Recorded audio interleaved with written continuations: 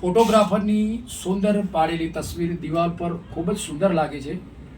આમ કહેવામાં આવે છે કે ફોટોગ્રાફીથી અને વિડીયોગ્રાફીથી દરેક પ્રસંગો ક્ષણે ક્ષણના પ્રસંગો જે હોય છે તમે એને જે માણેલા પ્રસંગો હોય છે તમે એને પ્રસંગ પત્યા પછી તમે પરિવાર સાથે જોઈ શકો છો. એ તમામ કામ આ બધું જે કેચઅપ કરવાનું અને ફોટોગ્રાફી કરવાનું ફોટોગ્રાફરનું કામ હોય છે. અહીંયા મારી સાથે ધર્મેન્દ્રભાઈ છે કે જેઓ વર્ષોથી ફોટોગ્રાફી વિડીયોગ્રાફી ક્ષેત્રની અંદર ફોટોગ્રાફરને તમામ પ્રકારની સુવિધાઓ કે જે પોતે પૂરી પાડે છે. આજે હું એમનું પૂરેપૂરું નામ જાણીશ કે આપનું નામ સર શું છે? મારું નામ ધર્મેન્દ્ર એન ચાવલા. યસ, હું અમદાવાદ આવું છું, મણિનગરમાં રહું છું અમદાવાદમાં, અને છેલ્લા 35 વર્ષથી અહીંયા ડીસા આવું છું, અઠવાડિયામાં 3 દિવસ.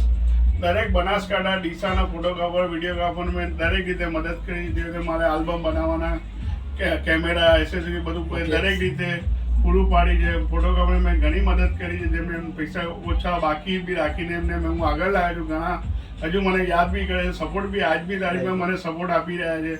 સારું છે, અને મારું ગુજરાન અહીંથી ચાલે છે, બનાસકાંઠાથી જ ચાલે છે. ફોટોગ્રાફર વિડીયોગ્રાફર મિત્રોથી જ ચાલે છે. મારો બીજો કોઈ ધંધો નથી. આ ડીસા એક મારું ઘર છે, ધંધો બી છે. બહુ સરસ મજાની વાત કરી કે ડીસા એ એમનું પોતાનું ઘર છે અને મારું વતન છે, અને અહીંના ફોટોગ્રાફર તરફથી એમને ખૂબ જ પ્રેમ અને ભાવ બહુ છે. વિશેષ એમને એવી વાત કરી કે અહીંના જે મારા ફોટોગ્રાફર સાથે હું જે કામ કરું છું, દિલથી દિલ મિલાવીને કામ કરું છું, અને દરેક પ્રકારની હું એમને ફેસિલિટી પૂરી પાડું છું. કેમેરા હોય કે જ્યારે આલ્બમ હોય કે કોઈ પણ વસ્તુ મટીરિયલ અમદાવાદથી મંગાવવાનું હોય તો હું તરત એમની મટીરિયલ પૂરું પાડું છું. એવી પણ એમને સુંદર વાતો કરી. અને વિશેષ તો વાત એવી કરી કે લગભગ છેલ્લા 35 વર્ષથી અહીંયા પોતે સેવાઓ જે ફોટોગ્રાફરને આપે છે એ ધન્યવાદને પાત્ર છે. બસની અંદર આવવાનું, બસમાં જવાનું, ટોટલ મટીરિયલ લાવવાનું, મટીરિયલ એમને પૂરું પાડવાનું, આ બધી તમામ પ્રકારની સુવિધાઓ પોતે પૂરી પાડે છે.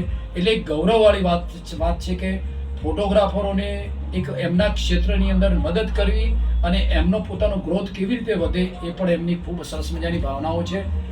મારી સાથે વાત કરવા માટેનો આપનો ખૂબ ખૂબ આભાર. આપ પણ હજુ પણ ફોટોગ્રાફરને હજુ પણ અત્યારે ટેકનોલોજી સમયની અંદર ખૂબ ખૂબ સુવિધાઓ પૂરી પાડો એવી મારી તમને શુભેચ્છાઓ છે. Wish you all the best luck, અને ખૂબ સરસ મજાનો ફોટોગ્રાફર સાથે કામ કરો એ મારી તમને શુભેચ્છાઓ છે. થેન્ક યુ સાહેબ, ધન્યવાદ. Thank you. અને ફોટોગ્રાફર વિડીયોગ્રાફરને પર્સનલ બી કામ, અમદાવાદના કોઈ પર્સનલ વસ્તુઓ લઈ જવાની, લાવવાની, એમના જે આલ્બમ અમદાવાદ પહોંચાડવાના, પાર્ટીઓ પૈસા લાવવાના, એ બી આજની તારીખમાં કોઈ બી ફોટોગ્રાફરને હું ના નથી પાડતો.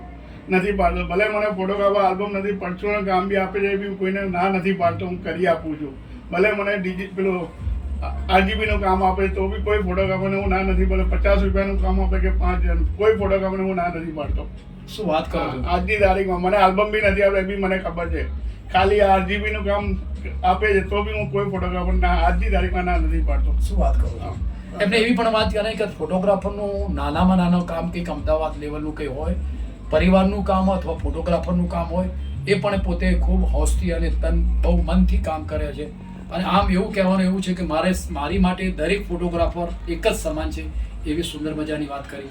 ખૂબ જ સુંદર વાત કરી. આપનો ખૂબ ખૂબ આભાર. જય Shri Ram. Thank you very much.